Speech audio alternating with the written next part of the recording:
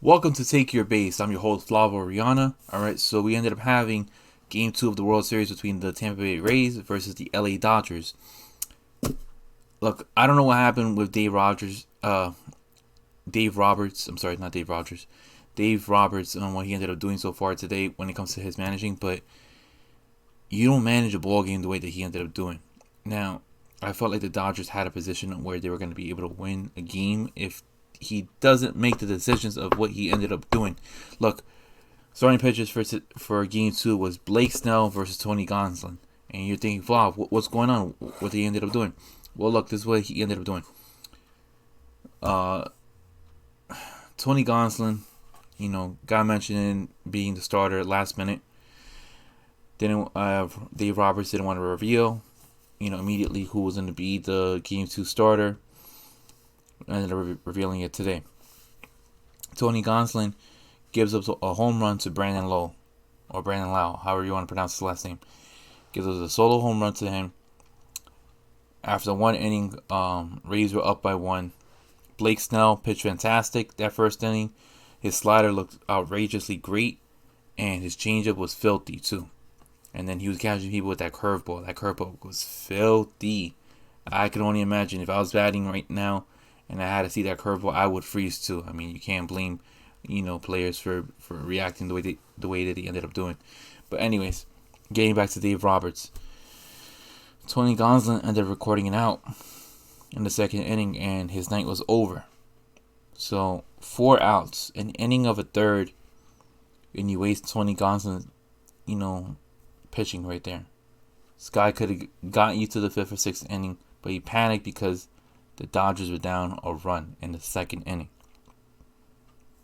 Then you bring in Dylan Floro, who pitched the night before, who pitched a decent amount of pitches, and now you're working this guy up. It's like, why are you touching your bullpen this early? Why are you touching your bullpen this early, Dave Roberts? Why would you do something like that? And it's not like he just went to Dylan Floro after that. Then he went to Gonzalez, what's it called, yesterday. He didn't get a proper warm up. He wasn't able to warm up, into a groove where he was able to come into the game. Probably through in game one before coming into the game in warm ups, maybe like a good like 3 or 4 pitches. Gets pulled into into game one. Gives up 2 runs. They weren't charged towards him. They were charged to the pitcher before. And Mike Zunino ends up hitting a line drive. And luckily Gonzalez catches it, and then throws to second for the force out, creating a double play. If that doesn't happen, the Rays end up scoring another additional 2 more runs, capping off a 4-run 7th inning. So now you're bringing Gonzalez in. And then after that, you're bringing in, I think, was it Dustin Mays? Or Dustin May? And I mean, like, come on, man. Like, you're going through your whole bullpen. You're wasting, making sure that they're exerting pitches when you could have had Tony Gonsolin.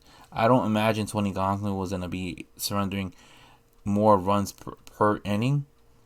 But you're burning out your bullpen. And you know what? It's going to bite you in the rear end if you keep on doing stuff like that.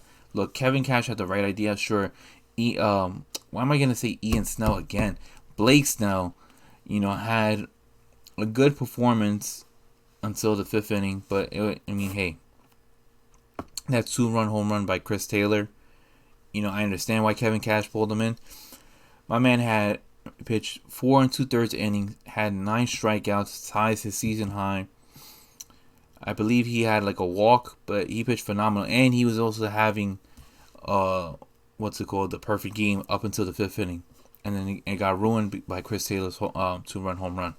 I'm sorry, a no hitter. It got ruined by Chris Taylor's 2-run home run.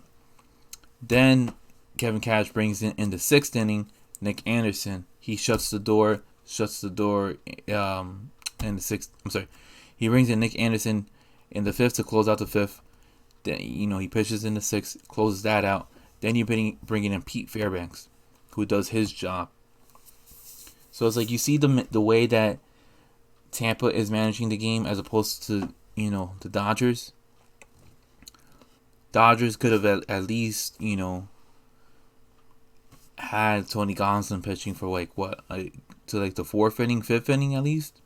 You only let him pitch, one out into the second inning, and I'm already scratching my head. And look, I totally understand why you're doing something like that. It's never gonna work in the regular season, and I don't anticipate others doing that. But it didn't work in Game 2.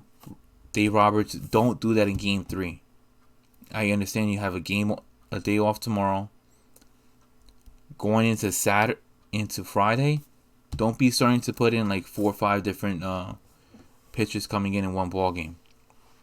You have to start depending more on your pitchers. Look, Walker Buehler's pitching on Friday. He's going to be faced Charlie Morton. I really do expect Walker Buehler pitching at least to the 5th inning. Anything short of that is going to be a huge disappointment, and it's also going to have a higher probability of the Dodgers having to burn more into their bullpen. Look, in my opinion, if this is how the Dodgers are going to be moving on forward, I'm going to have to switch my pick to the Rays. But I won't do that right away. As for the Tampa Bay Rays, that bullpen looks fantastic right there. That bullpen looks fantastic. From Nick Anderson to Pete Fairbanks to Diego Castillos to Loun. I can't pronounce Loun. That pitcher that ended up pitching in the 9th inning. There's a reason why when the Rays have had a lead after the 7th inning, they were undefeated, and they never at any point allow their opposing team to come back. That bullpen looks solid. That bullpen, has a lot of strong arms, guys that throw a lot of heat. The whole game plan for the Rays is that the Rays have to make sure that they get the lead first, and they don't allow the Dodgers to go into these big spurts. Mookie Betts had a quiet day. Cody Bellinger had a quiet day.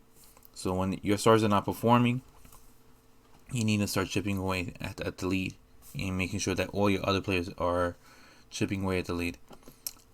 On a side note, we had history going on. Ji-Man Choi became the first Korean baseball player to ever record a hit in the World Series. I think that's amazing. I think Ji-Man Choi, this guy's a character. I mean, sure, he's pudgy, he's kind of fat, but his dance moves, he's a character. He had a really good game too today. But going into Game 3, you have Walker Buehler versus Charlie Morton. That should be a very, very fun matchup. I think it's going to be a better game as opposed towards Game 2. I want to see how long Charlie Morton, lasts. If Charlie Morton lasts up until the 6th inning, that's a huge victory for the Tampa Bay Rays. But if he has to be pulled out by like the 4th inning, then you're really getting into that bullpen, and you're making sure that bullpen is exerting more pitches, more unnecessary pitches, and is going to hurt out that bullpen later on in that series. So if I could advise the Dodgers take as many pitches as possible, try to draw walks, try to get hits. You don't have to always go for the solo home run. Try to make sure you work Charlie Morton. For the Dodgers, if they want to win, they're going to have to start getting a bunch of singles, drawing pitches, drawing walks, stealing bases, do the little things that you need to do in order to win a game. For the Rays, it's a different story. The Rays are going to have to make sure that they get the lead first. They get singles. They have to make sure that they're able to get the starting pitcher out of the game as early as possible, so you can have Dave Roberts make more erratic decisions, like having a Dustin May pitch in a game that I felt like he shouldn't have never been needed in. You could have used him, for like Game 3 or Game 3, Game 4. Now, it's a possibility you could possibly use him for Game 4. They're probably going to throw Kershaw out there. So you're going to need to get the lead first. Then you want to make sure that you steal bases, you draw walks.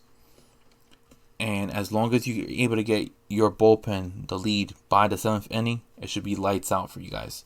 So it's very, very enticing Very, very intriguing to see how this series is going to handle. The Rays proved today that the Rays belong in the series and they're able to hang with the Dodgers. They don't need to have the same, salaries that these Dodger players has for them to hang, but the Rays do belong in this World Series, and that's one thing that we learned today. Another thing we learned is that Dave Roberts doesn't know how to handle, who to pitch, handle how he should be able to pull his pitchers and when to pull them out. So Dave Roberts really needs to pick that up, because that's one thing that stuck out in my mind. And Kevin Cash with those 4 outfielders, I don't know. I think that's a little funky. He's reminding me so much of like this whole Moneyball type of movement, making sure to eliminate doubles and stuff like that. I don't know how I feel about the whole 4 outfielders. Isn't it create more drama? Because if you're gonna getting the ball into the infield, now you have a higher probability of getting a single. But great game so far. Great series. And moving on forward into game 5, I predict. I want to say Dodgers win that game. 5-4. 5-4. Kenley Jansen gets the save. That's my score. Dodgers win game 3, 5-4. Alright, guys. I will make a video on Friday recapping game 3. And I'll talk to you guys Friday for Take Your Base. Thank you for tuning in. Please like and subscribe. Alright. I'm going to have the little icon above on this side for you to like and subscribe. And share this with your friends. I mean, your friends might be able to enjoy my recap and my analysis on what I thought about game 2. Alright, guys, I'll see you guys on Friday for Take Your Base. Peace, guys.